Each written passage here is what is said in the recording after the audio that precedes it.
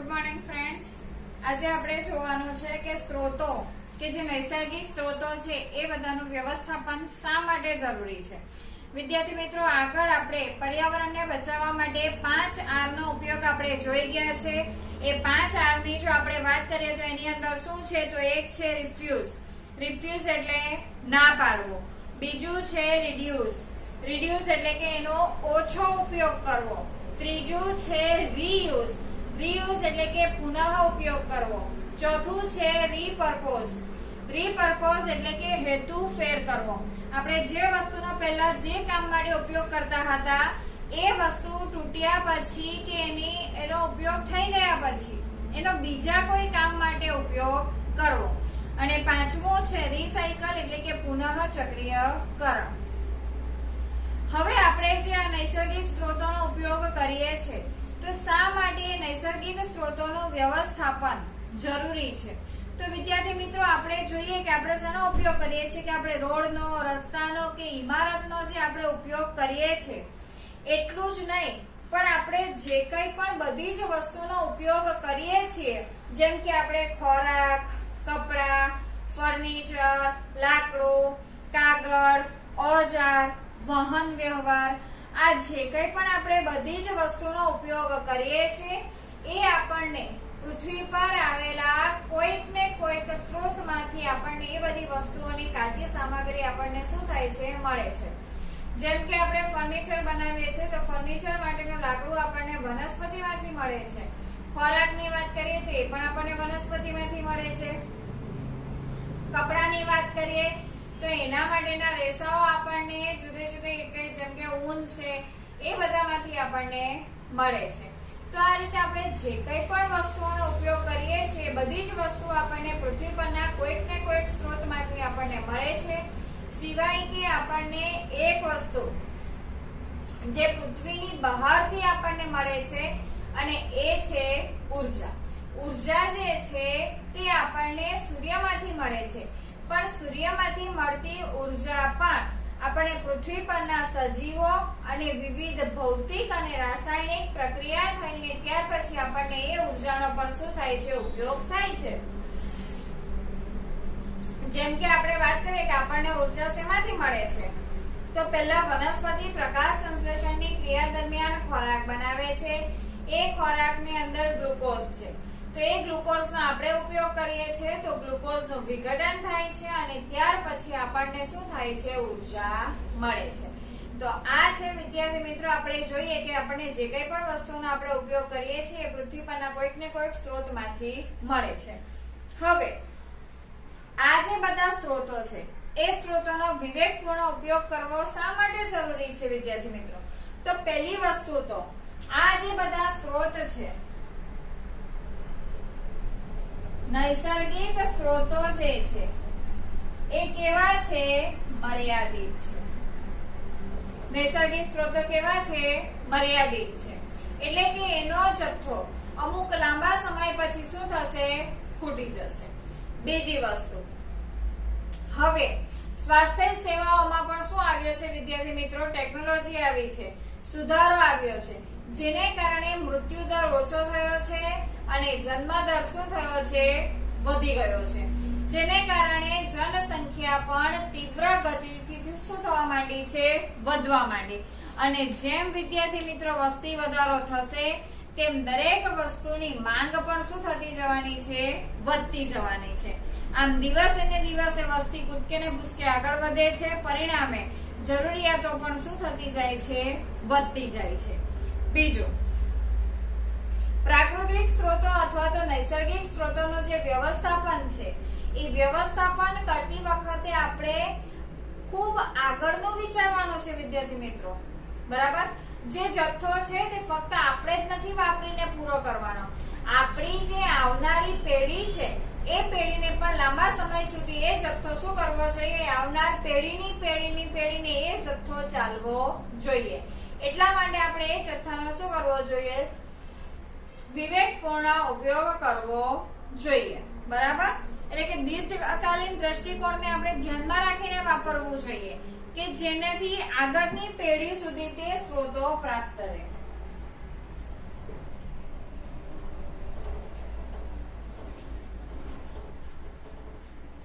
આગળની પેઢી સુધી પ્રાપ્ત રહે એ માટે શું જરૂરી છે? વ્યવસ્થાપન જરૂરી છે. બીજી આપણે વાત કરીએ તો જ્યારે આપણે વ્યવસ્થાપન કરીએ છીએ ત્યારે આપણે એક મોટી બાબતની ધ્યાનમાં રાખવી જરૂરી છે કે નૈસર્ગિક સ્ત્રોતોનું વિતરણ સમાન રીતે થવું જોઈએ.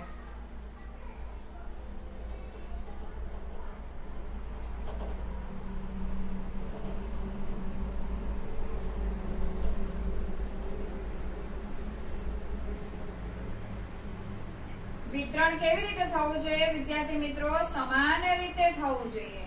સમાન રીતે થવું જોઈએ એટલે કે અમીર અને ગરીબ બધાને એ સ્ત્રોતો વ્યવસ્થિત રીતે શું થવા જોઈએ? પ્રાપ્ત થવા જોઈએ.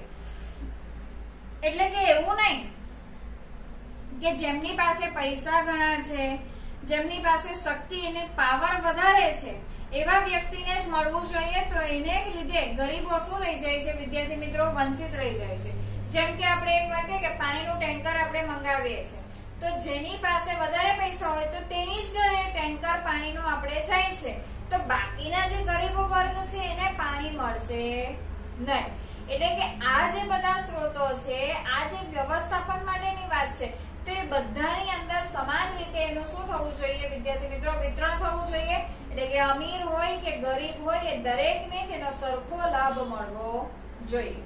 સાથે આપણે જોઈએ કે આપણે એક બીજી બાબત પર પણ ધ્યાન રાખવું જોઈએ કે આપણે જે નૈસર્ગિક સ્ત્રોતોનું શોષણ કરીએ છીએ, નૈસર્ગિક સ્ત્રોતોને આપણે મેળવીએ છીએ, તો એની સાથે સાથે આપણે પર્યાવરણને પણ શું પહોંચાડીએ છીએ વિદ્યાર્થી મિત્રો? નુકસાન. જેમ કે આપણે કોલસાની ખાણ છે કે સોનાની ખાણ, આપણે ખનનની પ્રવૃત્તિ કરીએ છીએ. કોઈ પણ ધાતુનું નિષ્કર્ષણ એટલે કે કાચી ધાતુ જો આપણે જમીનમાંથી મેળવી હોય, જેમ કે બોક્સાઇટની વાત કરીએ, બોક્સાઇટ એ એલ્યુમિનિયમની કાચી ધાતુ છે. તે બોક્સાઇટને આપણે જ્યારે જમીનમાંથી આપણે ખોદકામ કરીને બહાર કાઢીએ છીએ તો એની સાથે અન્ય કચરો પણ બહાર નીકળે છે, ધાતુનો કચરો કે જે પર્યાવરણને શું પહોંચાડે છે? નુકસાન પહોંચાડે છે. એટલે કે જ્યારે આપણે ખનનની પ્રવૃત્તિ કરીએ છીએ તો ખનનથી શું ફેલાય છે? પ્રદૂષણ ફેલાય છે. તો જે ધાતુનો કચરો પણ બહાર નીકળે છે તો એ કચરાના નિકાલની પણ વ્યવસ્થા આપણે કરવાની હોય છે. બરાબર? તો એટલે કે સાથે સાથે એવા પદાર્થના નિકાલની પણ વ્યવસ્થા થવી જોઈએ. હવે આપણે આગળ જોઈએ કે જંગલની જે ઉત્પાદકતા છે અને રક્ષણાત્મકતા છે, એટલે કે આપણે જંગલોનું શું કરવું જોઈએ વિદ્યાર્થી મિત્રો? સંરક્ષણ કરવું જોઈએ. વૈદિક સમયથી જ જંગલોને સુરક્ષિત રાખવા માટેનો શું આપવામાં આવ્યો છે? ભાર આપવામાં આવ્યો છે. એટલે કે વૈદિક કાળની અંદર ખેતીને જ મુખ્ય પ્રવૃત્તિ એટલે કે આર્થિક પ્રવૃત્તિ તરીકે સ્વીકારવામાં આવતી હતી અને આજે પણ ભારત એક કૃષિ પ્રધાન દેશ છે. એનો મોટા ભાગનો આધાર શેના પર રહેલો છે? તો ખેતી પર રહેલો છે. બીજું, વૈદિક કાળના અંત ભાગમાં જંગલો છે, વન્યજીવ છે, વનરાજી છે જેવા કુદરતી સ્થળોને શેના તરીકે? તો પવિત્ર અથવા તો ધાર્મિક સ્થળ તરીકે ગણવામાં આવતા હતા કે જેને કારણે એ બધી વસ્તુઓ શું થાય? જળવાય છે. જેમ કે આપણે ભગવાનોને આપણે પૂજીએ છીએ તો એ એટલે કે આપણે દેવી દેવતાઓને પૂજીએ છીએ તો આપણે એનું શું કરીએ છીએ? એનું રક્ષણ કરીએ છીએ, એનું સંરક્ષણ કરીએ છીએ. તો એ જ રીતે જંગલોને પણ ધાર્મિક સ્થળ તરીકે ગણવામાં આવતું કે જેને કારણે લોકો એને નુકસાન નહીં પહોંચાડતા, એનું શું કરતા? સંરક્ષણ કરતા. બરાબર? તો આજે પણ બરાબર તો એ ધાર્મિક માન્યતાઓ કુદરત અને કુદરતી સ્ત્રોતોના સંરક્ષણ માટે શું છે? ઉપયોગ કરવા માટે ગણવામાં આવતી હતી. હવે આપણે જોઈએ તો તમને અહીંયા નીચે કેટલાક શું આપેલા છે? પ્રશ્ન આપેલા છે. એ પ્રશ્નની આપણે ચર્ચા કરીએ તો જોઈએ.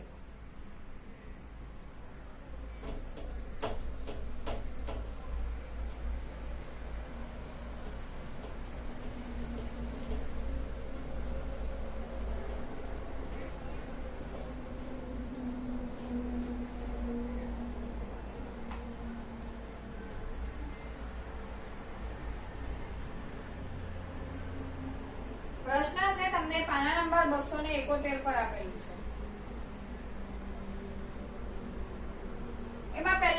આપેલો છે કે પર્યાવરણના મિત્ર બનવા માટે તમારે તમારી ટેવોમાં કયું પરિવર્તન લાવી શકો છો? તો પર્યાવરણના મિત્ર બનવા માટે વિદ્યાર્થી મિત્રો આપણે એટલું તો ધ્યાનમાં રાખવું પડે કે આપણે એવા કોઈ પણ કામ ન કરીએ જેથી પર્યાવરણને શું પહોંચે? નુકસાન પહોંચે. ને બીજું આપણે નૈસર્ગિક સ્ત્રોતોનું પણ આપણે શું કરવાનું છે? વ્યવસ્થાપન, એટલે કે એ સ્ત્રોતોનો પણ આપણે બગાડ ન થાય તેની પૂરેપૂરી આપણે કાળજી લેવાની છે. તો પહેલો મુદ્દો તો આપણે પ્લાસ્ટિકની જગ્યાએ આપણે કાપડની થેલીનો આપણે શું કરી શકીએ છીએ? ઉપયોગ કરી શકીએ છીએ.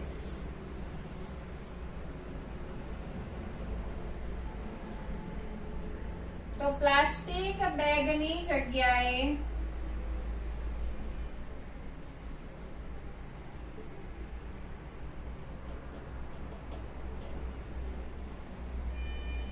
કાગળ અથવા કાપડની થેલીનો આપણે શું કરી શકીએ છીએ?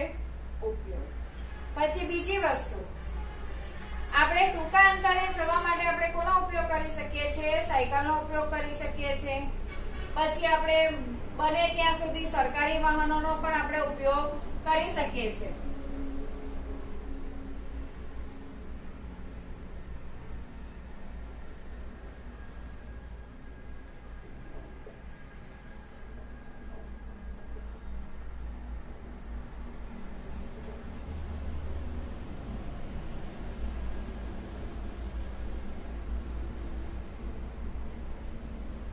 સરકારી આપણે ટ્રાન્સપોર્ટનો ઉપયોગ કરી શકીએ છીએ. બીજી વસ્તુ, કચરો આપણે ગમે ત્યાં ના નાખવો જોઈએ. બને ત્યાં સુધી આપણે એવા કચરાનો ઉપયોગ કરવાનો કે જેથી જૈવ વિઘટનીય હોય અને પુનઃ પ્રાપ્ય સ્ત્રોતો હોય.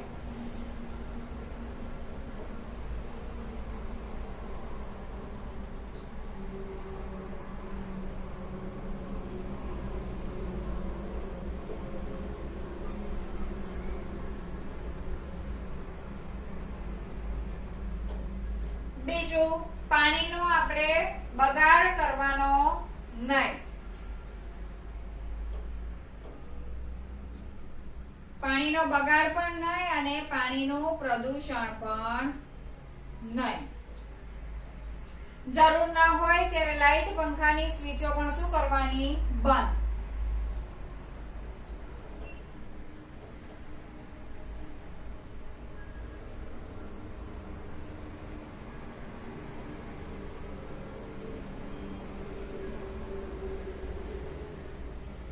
તો પર્યાવરણના મિત્ર બનવા માટે આપણે આપણી ટેવોમાં આ રીતનો સુધારો લાવી શકીએ છીએ. વિદ્યાર્થી મિત્રો, કુદરતી સ્ત્રોતોના ટૂંકા ગાળાના હેતુઓને સિદ્ધ કરવા માટે થતા સ્ત્રોતોના શોષણના ફાયદા જણાવો.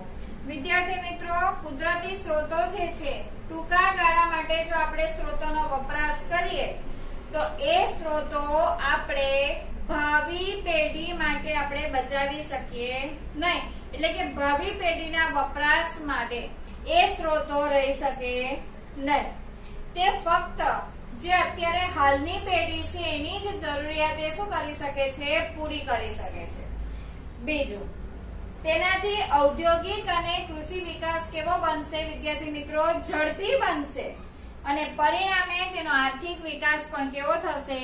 ઝડપથી થશે. જેટલો આપણે સ્ત્રોતોનો ઉપયોગ કરીશું તેટલી ટેકનોલોજી વિદ્યાર્થી મિત્રો વધશે. તેને કારણે ઔદ્યોગિક ક્ષેત્રે પણ શું આવશે? ક્રાંતિ આવે. પણ એ જે વસ્તુ છે એ ફક્ત વર્તમાન પેઢી માટે શું છે? ફાયદાકારક છે અને વર્તમાન પેઢીને ચાલી શકે એટલા નૈસર્ગિક સ્ત્રોતો રહેશે. ત્રીજું જોઈએ, આ ફાયદા લાંબી અવધિ કે સમયગાળાને ધ્યાનમાં રાખીને બનાવેલા હેતુના ફાયદાથી કેવી રીતે ભિન્ન છે? તો એક ટૂંકા ગાળાના હેતુ માટે છે, બીજું છે લાંબા ગાળાના. જો ટૂંકા ગાળાના હેતુ માટે હોય તો ફક્ત વર્તમાન પેઢી માટે જ ચાલશે સ્ત્રોતો, અને જો લાંબા ગાળાના આપણે વ્યવસ્થાપન લઈએ તો એ આવનારી પેઢી માટે પણ શું થશે? ઉપયોગી બનશે. એટલે કે વર્તમાન પેઢીને પણ ફાયદો થશે અને આવનારી પેઢીને પણ શું થશે? ફાયદો થશે. બીજું, ટૂંકા ગાળાના હેતુ માટેની જો સિદ્ધિ હોય તો ટૂંકા ગાળામાં વિકાસ કેવો થશે? ઝડપી થશે. અને લાંબા ગાળાના આપણે જો વાત કરીએ તો લાંબા ગાળે ધીમે રહીને સતત એની અંદર શું થતો રહેશે? વિકાસ. પેલો ઓછા સમયમાં ઝડપી વિકાસ થઈ જશે અને લાંબા સમયગાળે એટલે કે રોજ સતત ધીમે ધીમે એનો શું થતો જશે? વિકાસ થતો જશે. અને જેમ જેમ વિકાસ થતો જશે તેમ તેમ પુનઃ પ્રાપ્ય અને જે વસ્તુ ખૂટી જવાની છે એનો પણ આપણે વ્યવસ્થિત રીતે શું કરી શકીએ છીએ? ઉપયોગ કરી શકીએ છીએ. તમારા વિચાર પ્રમાણે સ્ત્રોતોનું શા માટે સમાન વિતરણ થવું જોઈએ? વિદ્યાર્થી મિત્રો, સમાન વિતરણ એટલા માટે થવું જોઈએ કે દરેકને સ્ત્રોતોની શું છે? જરૂરિયાત છે. અમીર હોય કે ગરીબ, બધાને જ કઈ ને કઈ વસ્તુની, દરેક વસ્તુની શું છે? જરૂરિયાત છે. તો શા માટે અમીરને મળે અને ગરીબને ન મળે? એટલા માટે સ્ત્રોતોનું શું થવું જોઈએ? સમાન લાભ મળવો જોઈએ. પૈસાદાર અને શક્તિશાળી લોકો અથવા તો અમીર લોકો પોતાની શક્તિ અને પૈસાનો દુરુપયોગ કે ઓળખાણ કરાવીને એ સ્ત્રોતોનું શું કરે છે? શોષણ કરે છે. અને ગરીબની સાપેક્ષમાં પોતે કેવા લાભો મેળવે છે? તો વધારે લાભો મેળવે છે. પરિણામે ગરીબ લોકો જે છે તે એ લાભોથી કેવા રહી જાય છે? વંચિત રહી જાય છે. અને બીજી વસ્તુ, સ્ત્રોતોના સમાન વિતરણના વિરુદ્ધ કયા કયા પરિબળો કાર્ય કરે છે? તો બે પરિબળ કાર્ય કરે છે. એક તો પૈસા અને બીજો પાવર એટલે કે શક્તિ. એ કામ કરે છે. જેની પહોંચ દૂર દૂર સુધી હોય છે તે પોતાના બધા જ કામો અને લાભો મેળવી શકે છે. તો આ છે વિદ્યાર્થી મિત્રો પ્રશ્ન છે. બરાબર?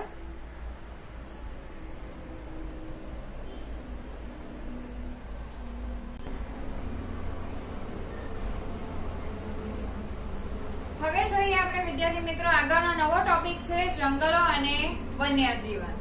વિદ્યાર્થી મિત્રો, જંગલ જે છે એ જૈવ વિવિધતાના વિશિષ્ટ સ્થળ તરીકે છે.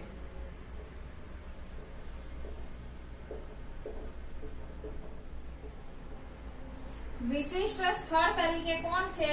જંગલ. જંગલની અંદર આપણને અસંખ્ય જાતિની વનસ્પતિઓ મળી આવે છે. અસંખ્ય જાતિના આપણને વન્ય જીવ છે, જંતુઓ છે, આપણને જાત જાતની વનસ્પતિ મળી આવે છે. બેક્ટેરિયા, ફૂગ, દ્વિઅંગી વનસ્પતિ, ત્રિઅંગી વનસ્પતિ, સપુષ્પી વનસ્પતિ, સૂત્રકૃમિ, કીટક, પક્ષી, સરીસૃપ, આપણને બધી જ જાતના, આપણે જાણતા એવા લાખો પ્રકારના આપણને સજીવો અને તેમની જાતિઓ શું થાય છે વિદ્યાર્થી મિત્રો? મળી આવે છે. આપણે જોઈએ તો પૃથ્વી પરના જે જંગલો છે એમાંના અમુક જ ભાગના સજીવોની હજુ શું થઈ છે? ઓળખ થઈ છે. જેમ જેમ આપણે જંગલોને ખોદતા રહીશું, જાણતા રહીશું, તેમ તેમ આપણને વિવિધ પ્રકારના સજીવોની ઓળખ થતી રહેશે. તો જૈવ વિવિધતાના વિશિષ્ટ સ્થળ તરીકે કોણ છે? જંગલ છે. તો જૈવ વિવિધતા એટલે શું? તો કોઈ વિસ્તારમાં મળી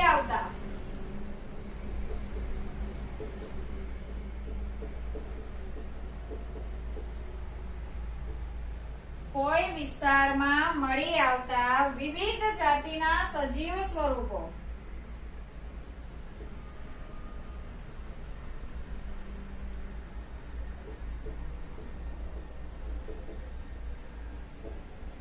અને તેમની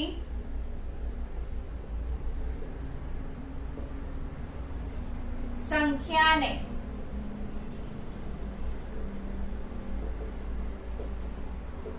કહેવામાં આવે છે? જૈવ વિવિધતા કહે છે. તો જૈવ વિવિધતા એટલે કે કોઈ વિસ્તારમાં મળી આવતા વિવિધ જાતિના સજીવ સ્વરૂપો અને તેમની સંખ્યાને જૈવ વિવિધતા તરીકે ઓળખવામાં આવે છે. હવે વિદ્યાર્થી મિત્રો એવું કહેવામાં આવે છે કે જૈવ વિવિધતાનું શું કરવું જોઈએ? સંરક્ષણ. તો જૈવ વિવિધતાનું સંરક્ષણ કરવાનો મુખ્ય ઉદ્દેશ શું છે? તો એનો ઉદ્દેશ એટલો જ છે કે આપણે જે તે વિસ્તાર છે એની આપણે જાણકારી મેળવીએ, એની અંદર વસતા સજીવોને આપણે જાણકારી મેળવીએ, સાથે સાથે એમને નાશ થવાનો જે છે કે એવી વનસ્પતિ છે કે એવા પ્રાણીઓ છે કે જેમને આપણે શું કરી શકીએ? જાળવી શકીએ. તો જૈવ વિવિધતાનું સંરક્ષણ કરવાનો પ્રયત્ન શું છે? તો પ્રાકૃતિક સંરક્ષણમાંનો મુખ્ય એક શું છે? ઉદ્દેશ છે કે જૈવ વિવિધતાને લીધે એનું સંરક્ષણ, તો એમાં વસતી જે વનસ્પતિ છે, વિવિધ સજીવો છે, એને પણ આપણે શું કરી શકીએ છીએ? જાળવણી કરી શકીએ છીએ. હવે વિદ્યાર્થી મિત્રો, આપણે જંગલોની અંદર વિવિધ એમાંથી મળતી વસ્તુઓનો આપણે શું કરીએ છીએ? ઉપયોગ કરીએ છીએ. જંગલોની અંદર જે કંઈ પણ વનસ્પતિ છે તો કેટલીક વનસ્પતિનો ઉપયોગ આપણે ખોરાક તરીકે કરીએ છીએ, ઔષધ તરીકે કરીએ છીએ, બરાબર. આપણે એના લાકડાનો ઉપયોગ પણ આપણે જુદી જુદી રીતે કરીએ છીએ. પરંતુ આપણામાંથી કેટલાક લોકોની પાસે ઘણા બધા શું છે વિકલ્પો છે, પરંતુ કેટલાકની પાસે નથી. તો આપણે જ્યારે વન સંરક્ષણની વાત કરીએ છીએ તો એ વન સંરક્ષણની સાથે સાથે એ જંગલની સાથે જોડાયેલ વ્યક્તિનો પણ આપણે શું કરી શકીએ છીએ, ઉલ્લેખ કરી શકીએ છીએ, અથવા તો એની સાથે ધ્યાનમાં લીધે રહેતી સંસ્થાઓ વિશે પણ આપણે જાણી શકીએ છીએ. તો આપણે લઈએ જંગલની સાથે જોડાયેલ સંસ્થાઓ.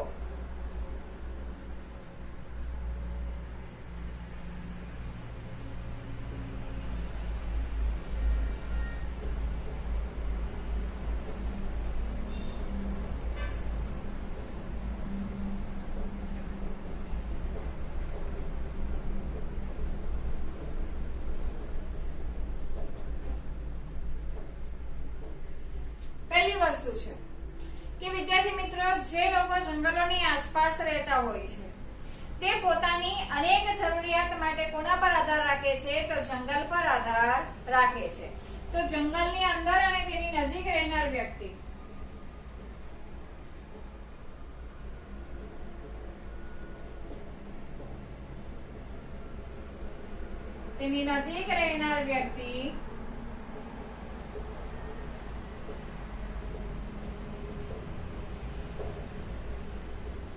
અનેક જરૂરિયાત માટે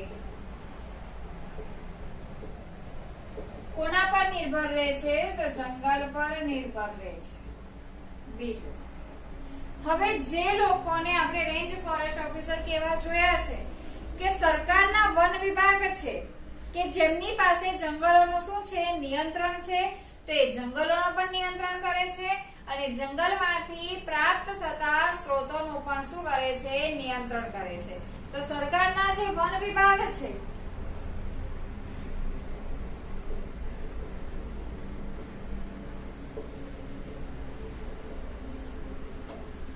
સરકારનો વન વિભાગ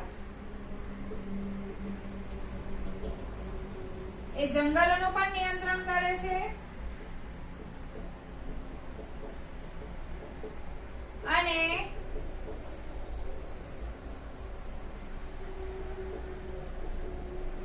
તેમાંથી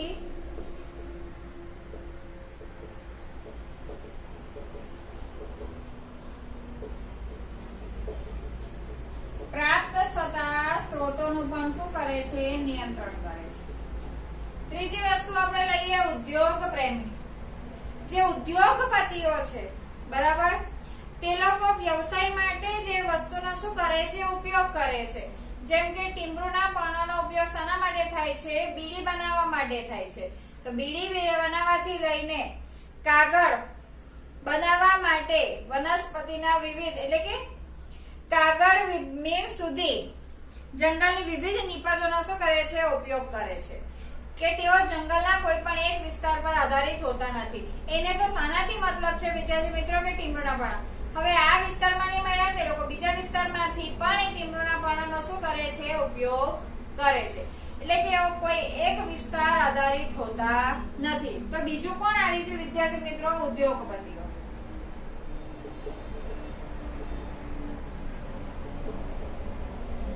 અને ચોથું છે પ્રકૃતિ પ્રેમીઓ. પ્રકૃતિ પ્રેમીઓ જે છે એ શું કરે છે, તો પ્રકૃતિ પ્રેમીઓ એ વન્ય જીવન અને પ્રકૃતિનું મૂળ સ્વરૂપમાં એ શું ઈચ્છે છે, ફક્ત સંરક્ષણ ઈચ્છે છે. તો આ બધા વન સંરક્ષણ અને તેની સાથે જોડાયેલ શું છે, વ્યક્તિઓ છે. એક તો જે જંગલની આજુબાજુ રહે છે એ જંગલમાંથી મળતી અનેક જરૂરિયાત માટે કોના પર નિર્ભર રહે છે, તો જંગલ પર. બીજું છે કે સરકારનો વન વિભાગ જે છે તે વન જંગલોનું પણ નિયંત્રણ કરે છે અને એમાંથી પ્રાપ્ત સ્ત્રોતોનું પણ એ શું કરે છે, નિયંત્રણ કરે છે. ઉદ્યોગપતિઓ જે છે તે જંગલમાંથી મળતી નિપજોનો જ ફક્ત ઉપયોગ કરે છે, ફક્ત એના માટે જ એનો ઉપયોગ કરશે અને કોઈ એક વિસ્તાર પર આધારિત હોતા નથી. અને ચોથું છે પ્રકૃતિ પ્રેમીઓ. પ્રકૃતિ પ્રેમીઓ એ ફક્ત વન્ય જીવન અને પ્રકૃતિનું મૂળ સ્વરૂપમાં એ શું ઈચ્છે છે? સંરક્ષણ ઈચ્છે છે. Thank you.